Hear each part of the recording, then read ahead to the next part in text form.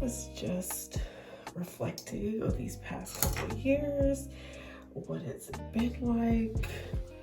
I feel like I'm in such a different place than I was. And other than just moving states, like that's a whole other thing. But like in September of 2022, my granny passed away, and it was really hard on me. Like, I was so depressed. I wasn't eating, I wasn't sleeping.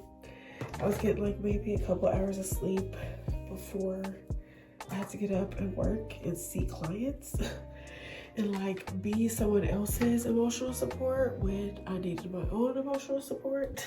The agency that I worked for, they just cared so much about mental health. When I came back after my little bereavement break, which was only like 3 days, right? They put 2 new people on my caseload that were both grieving, that both had just lost somebody. One person had lost their mom. No, both of them had just lost their mom. I was like, what the hell? Like, who does this? What kind of mental health agency? Like, why are y'all not paying attention? Like, I get that you can't cater to like everybody, but I feel like at some point, if you're operating as a mental health agency, you kind of have to care about the mental health of your employees. But it ended up working out for me. It actually, you know, I think was what I needed at the time. And it was awful. Because I was so depressed, I couldn't work really. Like, it was really hard for me to see clients. And if you don't know, like with therapy, if you don't see people, you don't get paid. Like, you get paid according to who you see, and then even sometimes it's different pay according to like what you're seeing them for, or like, are you seeing that as a couple or as a family or as an individual? Like, all of that is very different.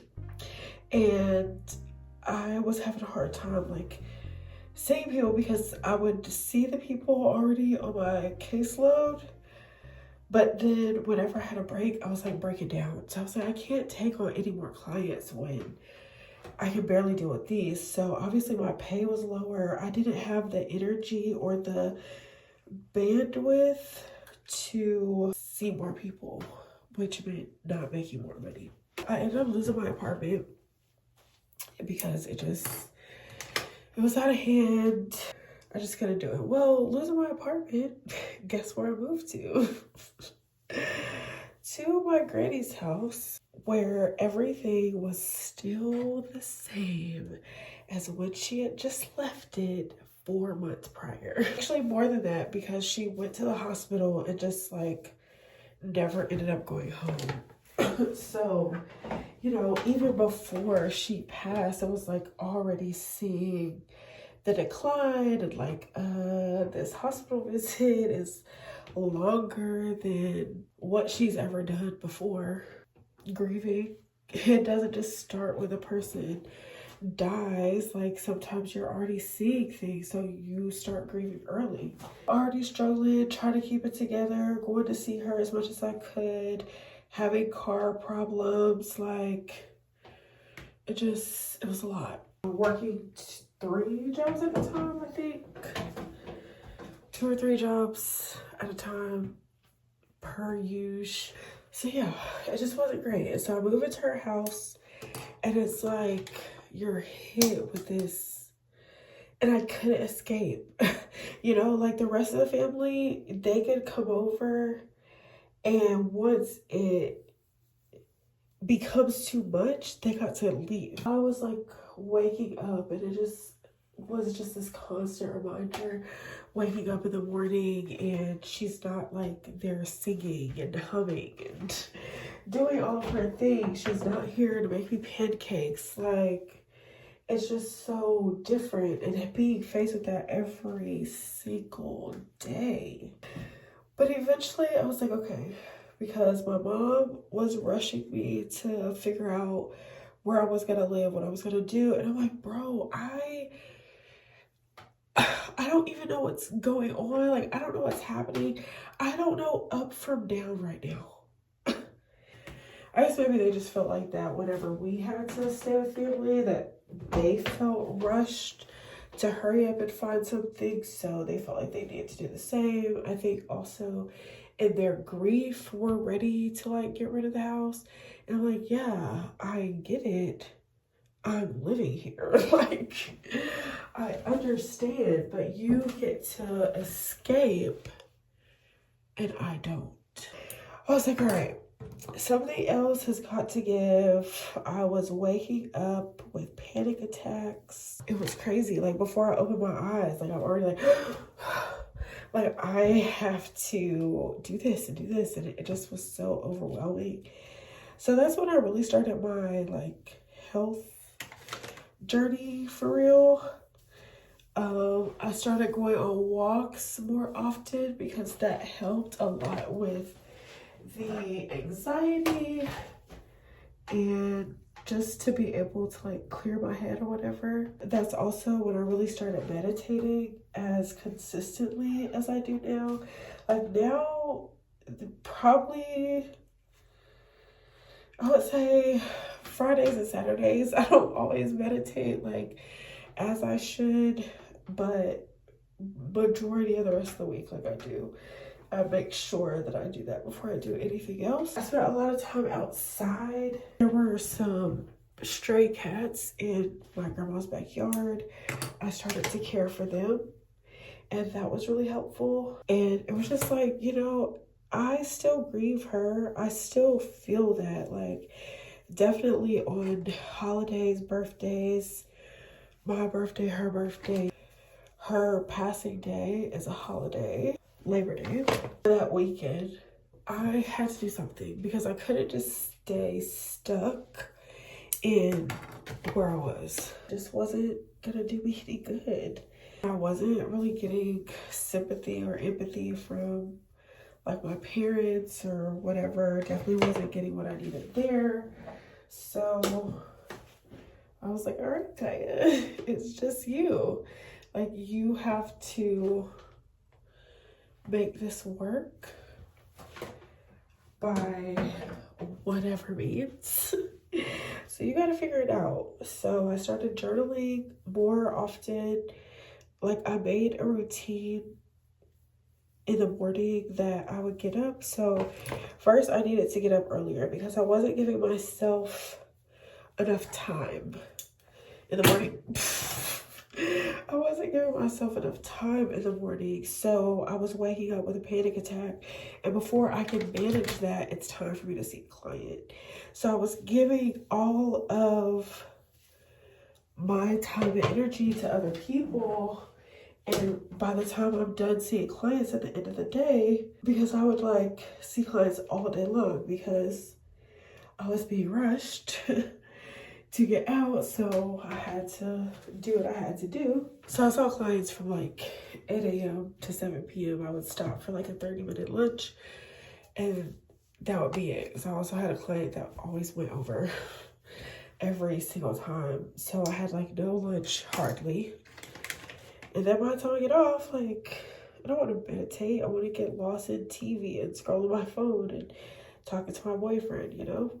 That's why I started with a morning routine. I was like, okay, I have to get up earlier so that I have more hours in the day. It was really hard. I was not a morning person, and it was already challenging sleeping. Like, it just was not ideal. But what I told myself was, Kaya, you deserve this. Like, you deserve this time to take care of yourself before you take care of anybody else. And that's kind of how I made my way through it. I started with like, okay, I need to get up. If my first client is at 9 a.m., if I can start getting up at 7:30, then that would be better. And so I would get up at 7:30. I would set my alarm for earlier than that because my ideal time was like, I want to say I started with like 6 a.m. or something, but I had to work my way up to it. So I'm like, every day, every few days, every week, like I would take a little bit more time off. Like, okay, yesterday it was 6:42 when we got out the bed. Today it needs to be before 6:40. And I just gradually adjusted to where now my body wakes me up. It's been waking me up at 3. But now I can pretty much naturally get up around 5:30. And that really worked a lot. So I would get up, go for a walk, do an exercise like jumping jacks or something, or a jump rope. I did get me a jump rope. Then I would meditate, journal, do some kind of like yoga, stretching. At breakfast, I made sure I added that in my day. Got some time outside, fed my cats, and then I could give to other people. So it started to get a little bit easier because I was giving myself that time. Now, I know a lot of you are like, I don't want to get up that early. I'm not an early morning person. But you also usually are spending your mornings rushing, getting kids together, fussing, you know, running out the door, all these other things. You're not using it to give to yourself. And that is what is going to make the difference. You have to tell yourself, like, I deserve this. I deserve this time to give to myself. All the rest of the day, I give to other people, to therapy clients, to coaching clients, to my adoption home study people, to my boyfriend, to friends, to my grandpa who I was like helping take care of.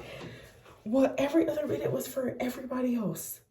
And I would like stay up super late so that I would have time to myself. But then it's like, well, then it's harder to get up when you're staying up so late. That is kind of where I was and what that was like before I moved to South Carolina.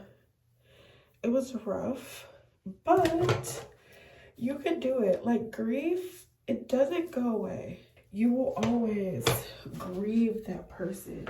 There are always going to be things that remind you of them, that bring you back to memories of them, whether pleasant or not. There's always going to be days that are more challenging than others, but that doesn't mean that it has to like control you or rule your life. You can manage it. You can do other things. So I put together a grief journal, and it is digital. So it's like an instant download. You don't have to wait for it to come in the mail. You don't have to go to the store or any of that. Like, it's instant. You can just put it on your iPad or whatever. And I went through like, what are the stages of grief? What do those look like? What are some of the ways that you can connect with your loved one that you lost? That was incredibly helpful for me to know that I can add her into any activities that I do. Like, sometimes even doing my hair. And I'm just like, girl, don't you love my pink hair? Like, she would have loved my hair. And so just kind of including her in things that I do. Like, we have conversations all the time. I did some meditations where I can connect with her as well as other past loved ones or whatever.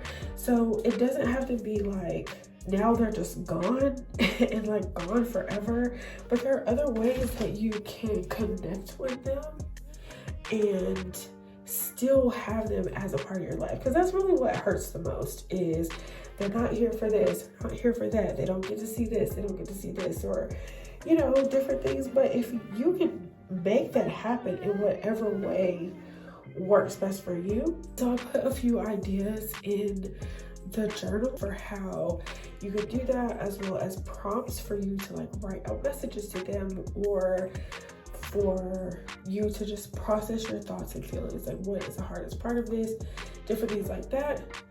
So it has a lot in it, to be honest. This could mean you do this And maybe you're like me right now where work is really hard, doing responsibilities at home is really hard, you're not sleeping, you're not eating, like you're doing all of this, but then you use this journal and then you get up the strength to where you can, because now you have options. Now you have ideas on what you can do that you probably can think about, and how you can manage your grief and what you're feeling, as well as like know that you're not by yourself. Like you're not the only one in the world that feels like this. And so to have that, then you start to get a little bit better, right?